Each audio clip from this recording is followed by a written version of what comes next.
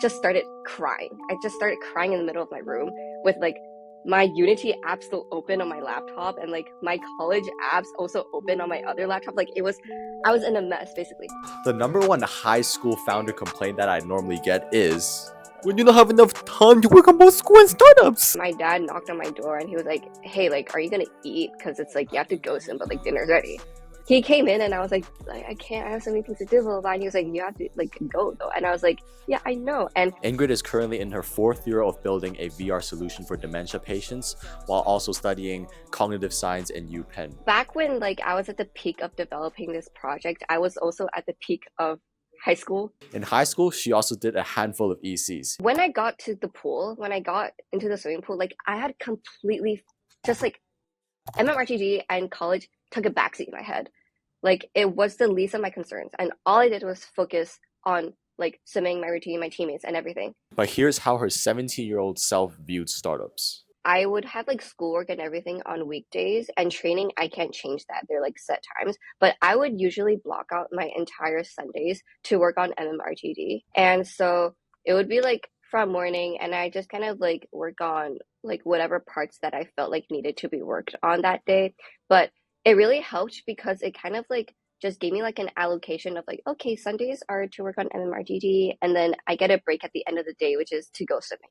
Let's dive into Ingrid's high school journey so you can replicate the exact process that she took and set yourself up with a successful project entering college. Let's get into it. Fellow Gen Z founders, today we have Ingrid Chan here, the founder of MMRTD, a multi-sensory therapy VR headset solution for dementia patients, features on multiple different platforms, including the Craig R. Barrett Award for Innovation winner and multiple national news sources, including CNN, SCMP over here in Hong Kong. In this podcast today, we will be focusing more on the process of how you got initially started during high school and managed to scale this into a nation-recognized solution. And just setting some context for the audience here, you started this project at around 2020, which is surprisingly 5 years ago. And for me, it feels like such a short time after both of your grandmothers were diagnosed with dementia. And personally, you motivated yourself to self-learn VR coding. And the last time we actually chatted, you mentioned this interesting thing where your entire journey was more of a self-learning process. So just to get things started off, could you talk about how you saw your personality or character grow over the past 5 years? Ooh, oh, that's a really good question. So initially, I actually was not like a computer science kid at all. And I actually decided not to take computer science in IGCSE as well. So you could say like I was straight up not interested. But obviously, given the foundations of my project, you can tell it's like, oh, like I need to do coding, I need to do like Unity coding and programming. And so I would say one of the biggest things that changed and like grew personally was definitely being open to learning new things and keeping like an open mind to and like realizing that oh, just because you initially wasn't really interested in something doesn't mean that you wouldn't find it intriguing later on. And so that was one thing that I learned the most was that like I'm actually not too afraid to try something that I find boring, and it actually in fact turned out to be something that came easier than I expected it to be, and something that could ignite some sort of passion in me. Yeah. Hmm. So in terms of like diving into more specifically in like the past 5 years, in terms of more like, your personality or strategies or like, the soft skills that you personally build, how have Mhm. you seen startups transform your overall character? You would have like grown to be someone a lot more flexible and learn how to adapt to all sorts of different situations and not crack under stress. Because I feel like 5 years ago, which is such a long time if I do think about it, oh my goodness. But 5 years ago, I feel like I was very vulnerable to stress, and like a small thing would hit me pretty hard. But I realized that like now that I look back throughout my entire 5 year journey, like I've gone through so many lows, and obviously like I've had highs, but those lows got me like really low. But I surprisingly pulled through. And I feel like a lot of startups or like entrepreneurs say this, they're like, oh, like resilience is the biggest like thing that got me to where I am, right? And I totally agree with that because like throughout developing a project or like coming up with an idea, you're constantly like seeing where your project is failing, or like you're constantly seeing where your project lacks. And I feel like it takes a lot of resilience and genuine passion to like, okay, like I have this problem right now, but with effort and with time and with patience, I can fix it. And so that's definitely something I would tell myself 5 years ago, like, you got this, like, don't crack under pressure. It's okay. You're gonna get there and you're gonna grow and you're gonna learn so much. And you're gonna be very proud and appreciative of yourself. I think one of the biggest things is that on paper we see like so many people being successful in terms of like the awards, but we really don't see like everything that they've undergone in between. Mm. So for yourself personally, could you mention some of the core like lows or core challenges that you faced? Right. So, because back when like I was at the peak of developing this project, I was also at the peak of high school. So I think I was like in the middle of juggling college applications as well as doing this project. And it was right before like the submission for ISEF, which is like the biggest competition that I've ever been in. So like I wanted it to be perfect. And I was also a full-time athlete. And so that night, this is like the lowest point I've ever been throughout developing my project.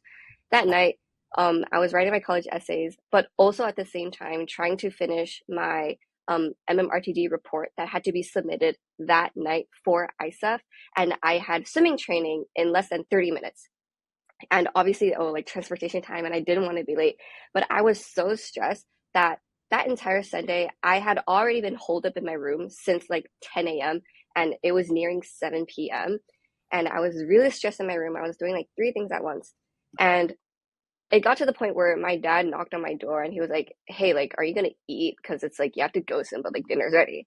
He came in and I was like, I can't, I have so many things to do, blah, blah, blah. And he was like, "You have to like go though." And I was like, "Yeah, I know." And it got to the point where I was so stressed, just started crying. I just started crying in the middle of my room with like my Unity app still open on my laptop and like my college apps also open on my other laptop. I was in a mess basically. And I was so stressed out by that. I like broke down in the middle of my room. But obviously, like I couldn't exactly like, do anything about it. I couldn't skip training either.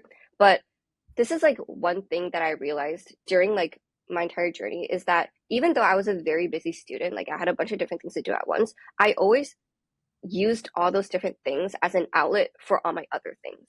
So that night I was really stressed because of MMRTG and college apps, right? But when I got to the pool, when I got into the swimming pool, like I had completely just like MMRTG and college took a backseat in my head. Like it was the least of my concerns. And all I did was focus on like swimming, my routine, my teammates, and everything. And then I came back with like a refreshed mind and I continued working on my report and I continued writing my college apps and I managed to submit all of those on time. And so that's how like I combated my lowest point in doing this entire project.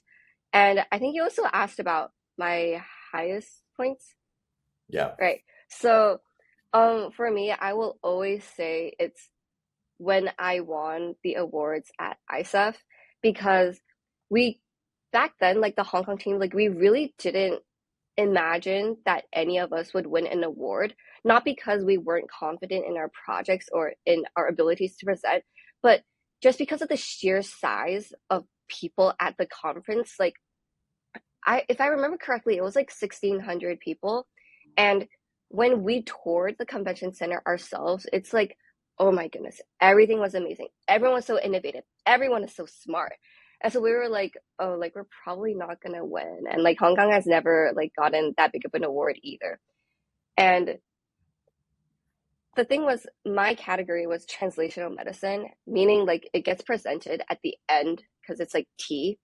And ISEF presents their awards in a really weird way where they go through every single category, but then they present the fourth place, third place, and second place first.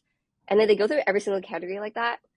And then they start from the first category again, and they announce the first place, first place, first place for each category. And so mine was at the very end of the very end. And the entire Hong Kong team, we were just sitting there like, yeah, no, like we're not getting anything. And in fact, like the organizers were also like ready to go. Like they were packing up their stuff because we were like, yeah, we're not winning.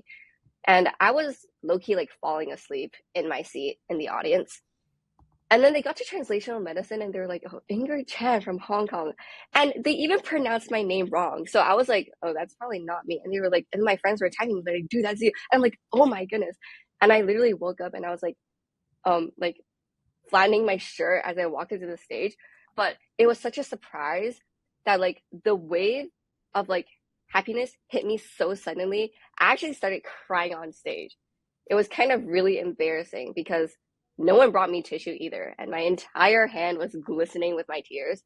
But in that moment, it genuinely felt like all my hard work and all the effort I put into this project has paid off. And like, it's not just to like, oh, show the world, like, oh my God, I built this really cool VR application that can help people. But it's also like it helped me realize like everything I've done didn't just go to nothing. And it like proved to myself that like this is all worth something. And like I'm finally being recognized for that. And that was genuinely like such an incredible experience. And like if I could go back in time, that's like the one thing I want to experience again. Mm-hmm. Just building a product and actually finally seeing that it is well recognized Yeah. solves a true pain point. And I think that's something that brings lots of founders a lot of joy as well. So like Mm.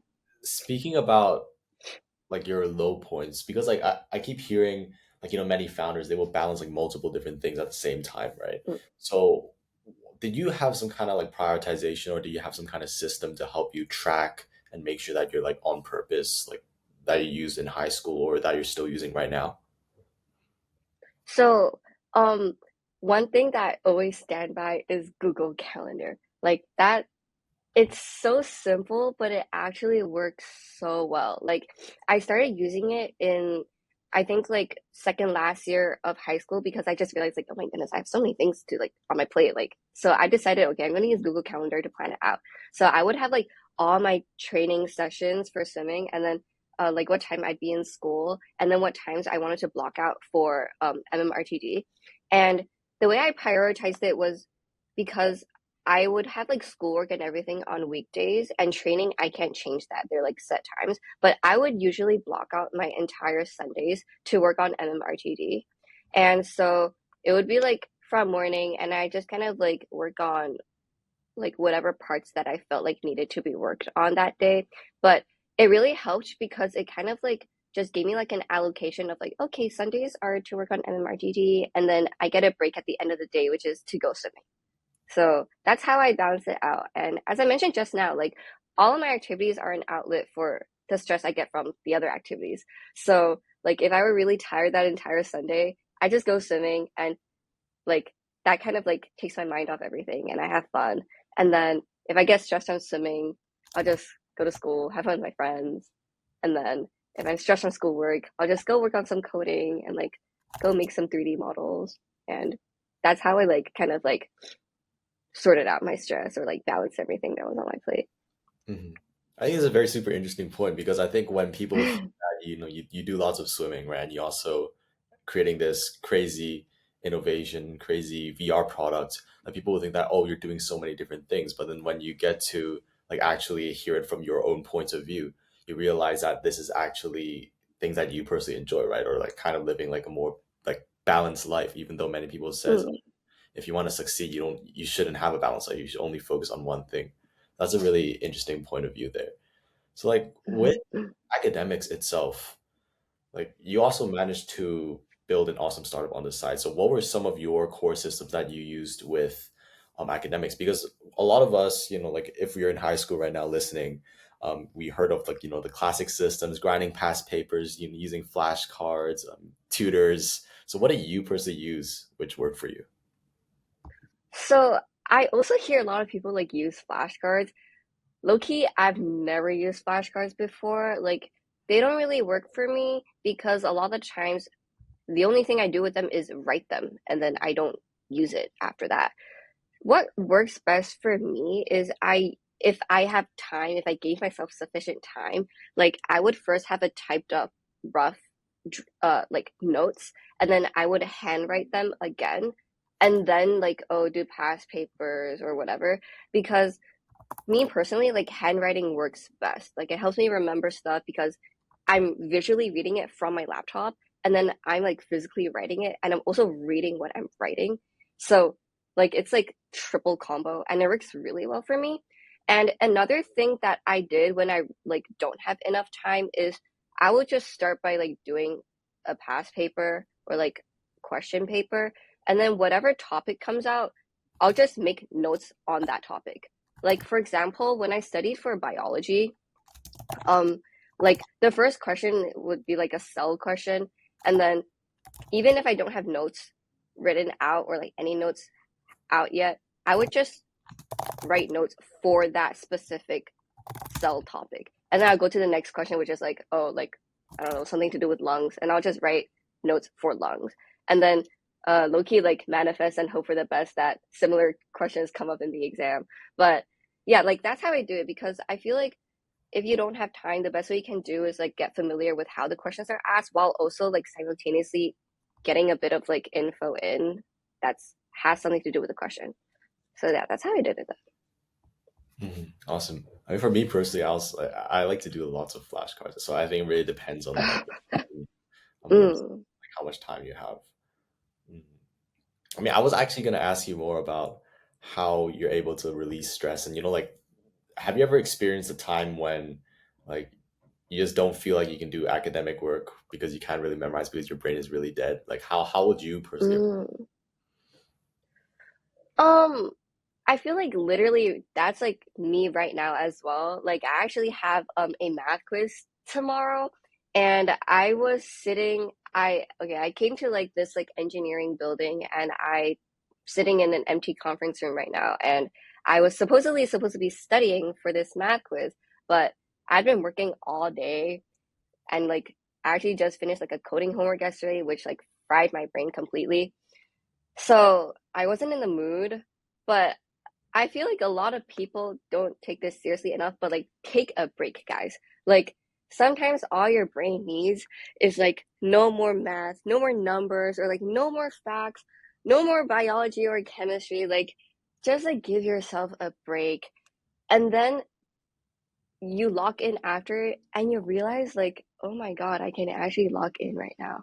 But yeah, like so for me, like I genuinely just like take a break. Like I know a lot of people get like super stressed out, like, oh, if I take a break now, I won't have time to like finish it later. But like trust me, you'll be so much more efficient after you take a break because your brain is gonna be loading at such faster speed after you take a break. Like you just need to clear your head a little bit. But if you're not looking to take a break and you just really want to lock in, I would say like try to like simplify what you're trying to do in the easiest way possible. Like rather than looking at it as a big picture, like, oh, I have a math quiz, I need to memorize every single concept. Oh my goodness, there's this, there's that.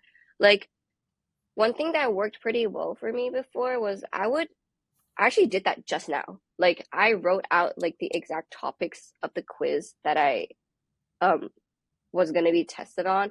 And because when you see something in like a bigger picture, it feels like a lot of things you have to do.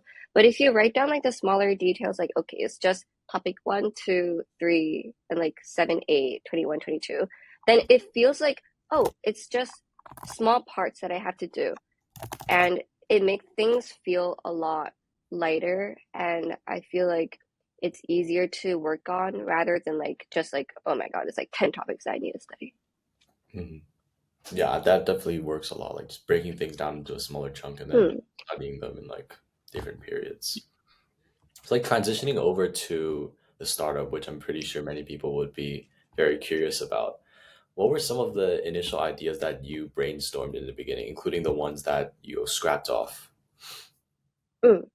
So for me, like during my entire like creating this project, I'd say that I planned it out pretty realistically. So like I didn't give myself like ideas that were really difficult to implement, and rather I like did my research and I kind of knew what I could do with my skill set at that point. So the ideas that I had initially brainstormed ended up being very similar to what I did execute and innovate. So like for example, like the background, the music, and like the activities that I came up with. But like the things I scrapped off were more so like how the activities would have played out. Like for example, currently in my application, the butterflies are set in uh particular positions. It's like an L shape. But in the beginning, I actually wanted them to be like flying around and like fluttering around. That required the user to like move their arms and like visually track them to catch them. But I ended up scrapping that idea because I discussed it with the professional therapists at the care centers, and it turned out that like if it's constantly flying around, it's too difficult for the elderly patients because it requires too much like physical exertion where they have to like constantly like be chasing the butterfly, which was going to be too hard for them. And it actually might stress them out as well. And another idea that I had was having like instructions in the game be voiced by like a flying butterfly that would follow the user around as they move in the virtual environment. But I decided to change that to a virtual human instructor because it feel more realistic in a way. And I also ended up having like some of the patients' granddaughters to voice the virtual instructor's instructions, which honestly make the entire game more wholesome and like more involving of the patients' families. So yeah, I feel like a lot of the ideas that I had but scrapped were like scrapped because I had to make it more usable and enjoyable for the elderly patients rather than like, oh, just going for like a cooler game or like more interesting and fun activities. Mhm. Like, could you describe like what was the initial MVP for the product? Like, it wasn't like polished yet. Like, what was the initial thing that you presented or that you started off with? So I guess like you mean like my like key point of my entire project, Yeah, or like like the the selling point? yeah, or like no, like the more of like the beginning of like the project. So for example, like excluding all of these um fancy like features that you've already added to the product. Like what was like phase one of the product, just with the basic elements? Mm, phase one, I would say was I guess like okay, in terms of technical terms, phase one was literally me trying to replicate Victoria Park. And because back when I was brainstorming ideas for this project, the one thing that I found most important that I wanted to have in this game is like the customizability and like the personalization. So I wanted to make an application that was personalized and specialized for elderly patients in Hong Kong.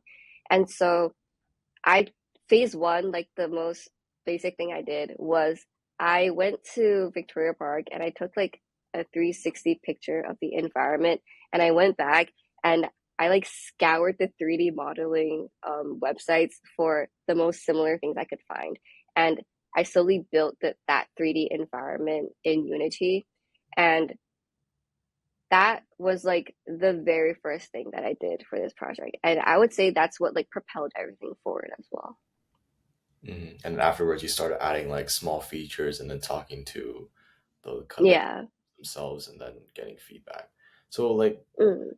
with the idea that you talked about how you changed one idea to another idea to make the final product, where did these like changes come from? Like were they mostly from pitch competitions, or did you just like randomly think about it, or do you have some kind of like creative process brainstorming where you like you just sit outside of the park and just think, like let your brain think? I mean, that works for me sometimes. Hmm. It's your process with thinking of creative ideas. For me, it's definitely like a combination of all of those. So, like, for some, I had to do research and I looked into a lot of like, oh, what do elderly dementia patients actually do for physical rehabilitation?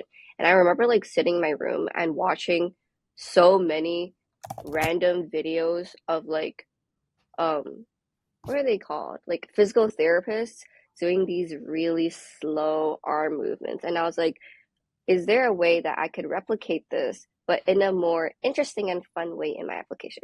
So that was one way where like I came up with ideas and how I decided to change them. Because like as I said, right, initially one of my ideas is like having the having the butterflies fly around like crazy. But then after watching a lot of these videos, I realized a pattern was that they're all really slow, and they all follow a specific pattern, like going in an L shape or going specifically from left to right and like within how many counts. And so that's how I changed from the butterflies flying around to having like a like well positioned and fixed L shapes.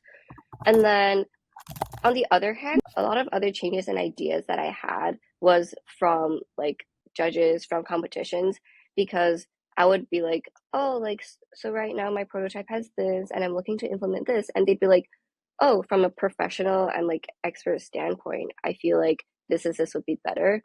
And I was able to change some of my implementations or like change like the background stuff or like different songs or music according to what like the professionals suggested. All right. So, like, speaking more about your experiences with the exhibition and the conventions themselves, and what do you think were some of the core gains that you wish you knew before going to these conventions, which you would recommend anyone to do in this like startup phase? Oh.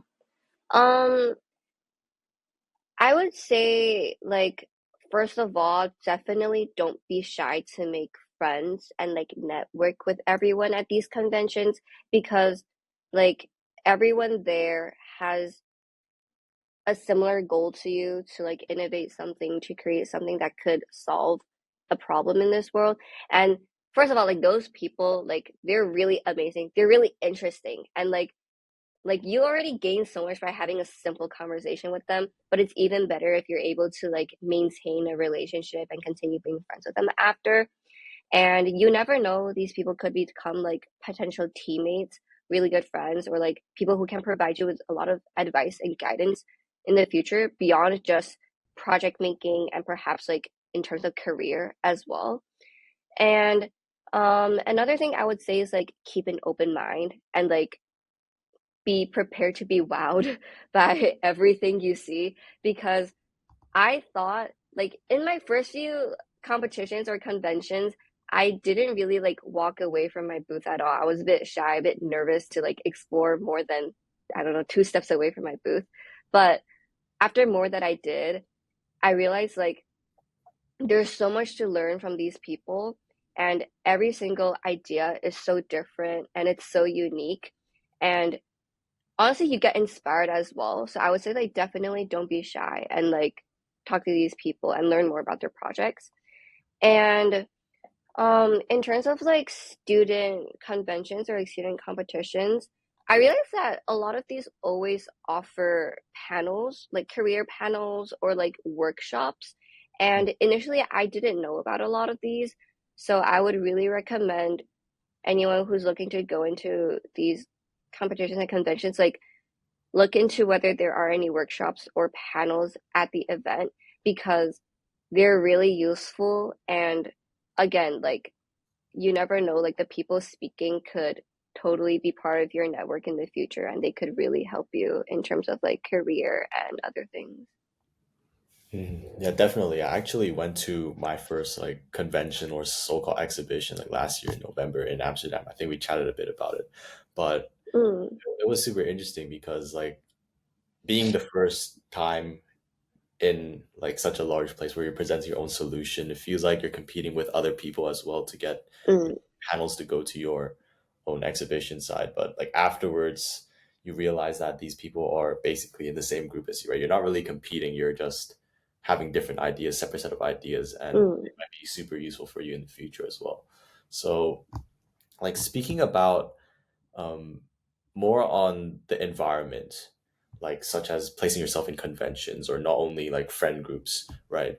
Like especially in a place like Hong Kong, you need to surround yourself with I think like bigger people to think of bigger ideas, and I think these regional competitions would really help.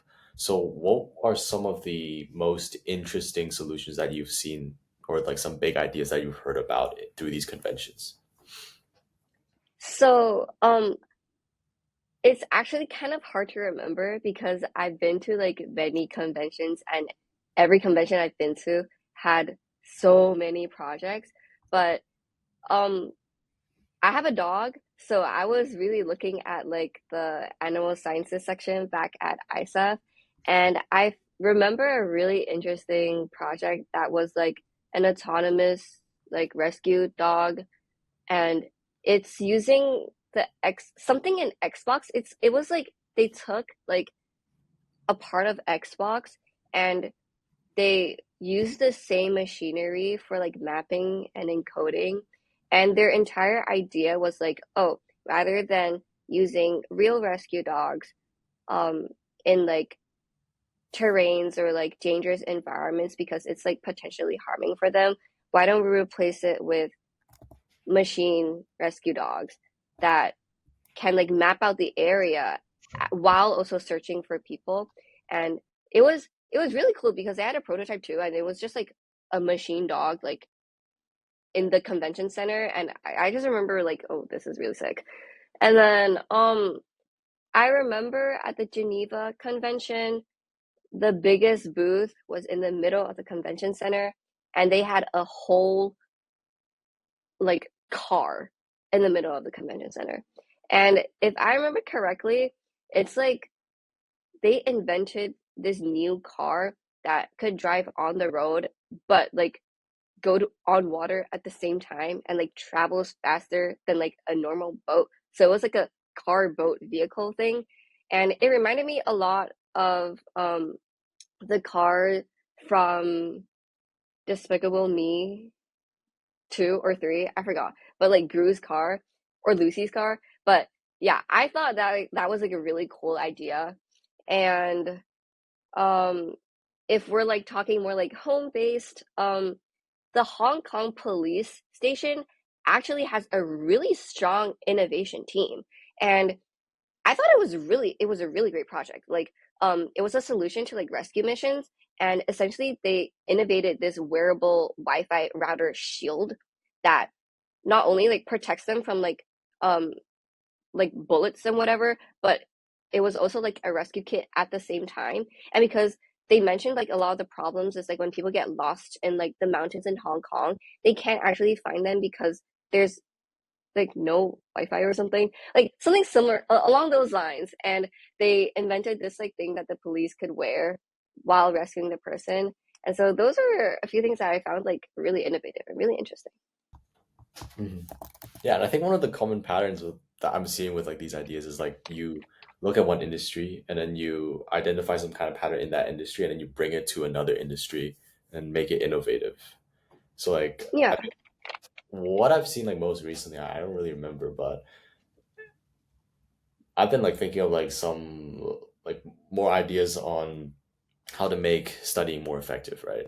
Rather than using flashcards Mm. and stuff like that. So I've been thinking like why if there's like AI softwares like Suno that you can easily generate music with, why not have another software where you can easily put in like a study criteria that you need for the test, Mm. generate some kind of melody with like one of your favorite songs and then memorize with that because that's more Mm. effective, right?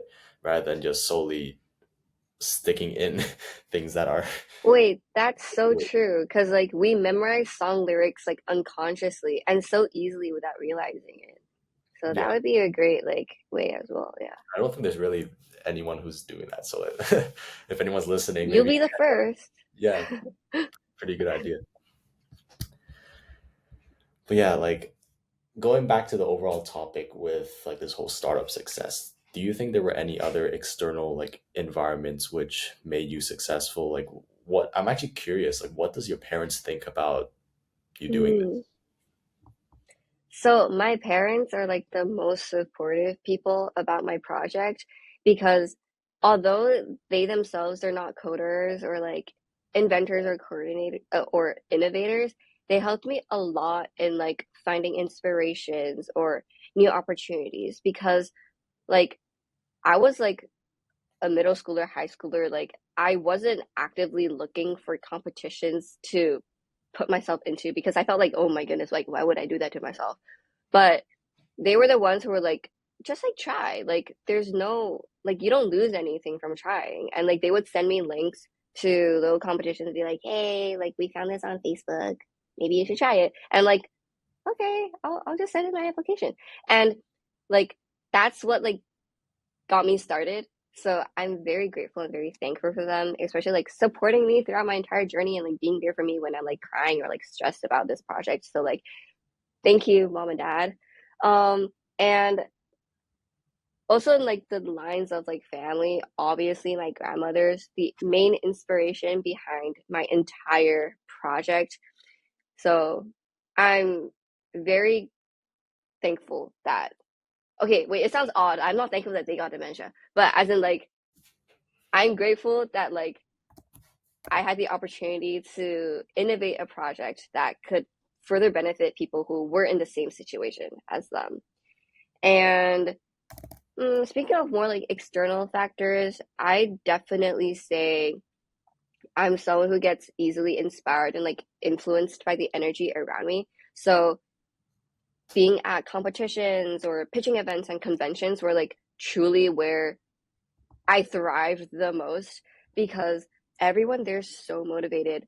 Everyone there's like buzzing with ideas in their head and like everyone's so excited and that really gets me going and I'm like, yeah, like I want to keep doing this too or like I want to go to this panel, I want to go to this workshop and like I feel so inspired just being around people who have many ideas and like are equally as excited as me. So that's definitely like what gets me through it a lot as well. And another thing is like throughout my entire like project and like working on it, I actually collaborated with a lot of different groups. Like for example, um the dementia care centers, I worked with like the families there, I worked with the elderly patients, I spoke to a lot of like professional therapists and speaking with all these people, like they gave me a lot of encouragement and a lot of advice on how I could improve or continue building my project. And like speaking to the elderly patients' families and the patients themselves, it gives me a lot of motivation and encouragement to like keep doing the things I'm doing. So those were definitely the external factors that helped me a lot in these 5 years. Like one more thing, actually, I'm just curious. Like, what was the social stigma for you? What did your friends think about you? Like, I know especially in Hong Kong, right, an environment where like not many people are building such crazy stuff, right? And you're Mm, probably one of the only ones or only few in your grade who's doing something like outside of school, and that's like like making an actual tangible project, right? Not actually just doing it for an application or like mm. just blindly doing it. Like, oh, what did your friends think about that? So in the beginning, like my friends low-key didn't know about it because like I was just working on it on my own. But when I did tell them, they were like, "Oh my God, girl, like, damn, like, what is this?" And they were really supportive of me as well. And the question I got asked the most from my friends and like my classmates were like, how do you have the time? Because like we have school, and then I had like I did hockey back in high school as well, and then I had swimming, and like a lot of people knew that like my swimming training is like really crazy. Like I trained like 5, 6 times a week. And so everyone was just like, oh, like, how do you have time for that? But like, as I mentioned, like, I would just like block out certain times and like, I don't particularly get too stressed because again, like, my stress gets let out in all my other activities. So yeah, like, I wouldn't say I, like, no one ever gave me a hard time because I was doing this and no one else was. But more so everyone was really supportive and like whenever like I achieve something, like my friends and everyone around me is like, "Oh, congrats." Like, "Oh, that's so cool." Blah blah blah. And so I'm very grateful that I was able to like build a project in such an environment like that. That's actually super awesome to hear, to be honest. I Mm, think with some other cases or like some other people, like I don't think not everyone is like that supportive, like at times, right? mm, I guess it depends on like the product that you're building, but if you're doing something like weird, you'll probably have some people who are like envy of you and stuff like that. But I guess mm. I mean that's more I of feel like yeah, it depends on like how.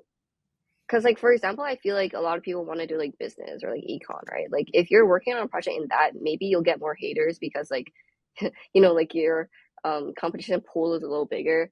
But like, no one else was doing what I was doing, and like, I want to study cognitive science and no one else was studying cognitive science. So in that way, it's not, we don't see each other as like competition. It's more like, oh, she's doing that and she's doing good, and I'm doing this and I'm doing good. And so it's just like, oh, being supportive of each other. But yeah, I feel like it really depends on like what everyone else around you is doing, because then yeah, I guess you'll get like more secret haters perhaps. Yeah, definitely depends. I think like if you're talking to someone who's unique and who doesn't really do things that you really are aware of. I mean, this is why I'm doing the podcast. Speaking with people who are doing unique stuff. Mm-hmm. Um, I definitely feel inspired in like creative ways. So Mm-hmm. just summarizing everything here, you're in Penn right now, right? You're studying cognitive science, have basically a very developed product with using usable customers. What's the overall future vision, like 5, 10 years down the line with the project and also your life personally? Um, 5 to 10 years down the line, first of all, I want to be able to bring my project to a higher level. Like, I want to be able to integrate AI, obviously, given it's very big right now and everything. I want to be able to integrate that into my project as well. And I want to bring my project into Penn. Like, I'm currently in the Penn National Alzheimer's Buddies Club, and we visit like care centers in Center City every week.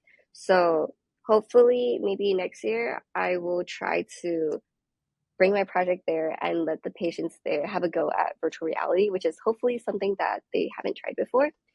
And in terms of career or what I want to do, I feel like much like others, I haven't really have it figured out yet. But like, I feel like a lot of people think, oh, you guys probably have it all figured out. I don't actually have it figured out. Um, but what I know, like a general gist of what I want to do, I really want to work with people. I want to continue being able to surround myself with like-minded people and always be in a collaborative environment. And given I'm studying cognitive science, I hope that it's something in the way of innovating a new project, working in a team, and contributing to hopefully like discovering more non-pharmaceutical interventions for cognitive impairment, and preferably back in Hong Kong as well. But we'll see how it all goes. I mean, that's definitely awesome to hear. I'm just curious, like, have you ever had a period where you like doubted yourself? Like maybe like before, like, in high school, right? Like you haven't really gotten to college. And especially I think for many people, like this is one of their more like roadblocks or excuse to not get into startup in like an early age, which is that, oh, I need to focus on academics. I'm not going to be able to have time to do Mm, this. And what if my startup fails, right? This is going to go back to ground zero. Like, did you ever have that, doubt in your mind, and how do you face that? I definitely did. Like, I had a lot of times, and I always think it when I'm stressed, like, oh my God, like, this is not gonna work, or like, I'm just gonna lose, or this is just gonna fail, and I'm never gonna touch VR again. But Loki, like, I just like, oh, okay, well, for me, like, okay, while I was growing up, like, the one thing that I always live by is that everything will be okay. Like, I've always lived by that. So every time I get stressed or like I'm like, oh, this is gonna fail, I just think like, okay, it fails and what? Like, like my life is not over. Like, it fails, okay, and I'll just, if I want to keep doing it, I'll just keep doing it. And if I don't, I'll pour my efforts and focus into something else that I choose to do. But it's all gonna be okay in the end. So when I was like, oh, I don't know, like, do I want to continue this? Is it gonna go anywhere? I'm just like, okay, right now, I want to do it, so I'll just do it, and I'll see where it goes. And if it doesn't work, then it doesn't work. It is what it is, and that's okay. And I'll just keep doing something else that I'm passionate and interested in. So yeah, that's how I kind of dealt with it. But I don't know if everyone thinks the same as me, like everything is gonna be okay, because I feel like sometimes, I guess for some people, it's like something that harder to accept, or like in the moment it's like hard to remember. But that mantra has gotten me through so many different things. Like just knowing like everything is gonna be okay. You're gonna end up where you're meant to Mhm. I think I really like that motif. I'm gonna start thinking more of that. be. Like if you zoom Yeah. out and you think about like the bigger picture, right? Like things that you're doing right now is such a small thing. And I think even for myself, like so many people forget about that. And it's Yeah. so much better to get like a mental security that everything's gonna be Mm, okay. And it's more about the stories that you tell yourself. I always believe that. So yeah. Ingrid, I really appreciate you hopping on the Gen Z Fast Lane. I'll link all of your bios in the description for anyone who wants to chat with Ingrid. I'm pretty sure she'll be happy to chat with you. And until the next one, peace out.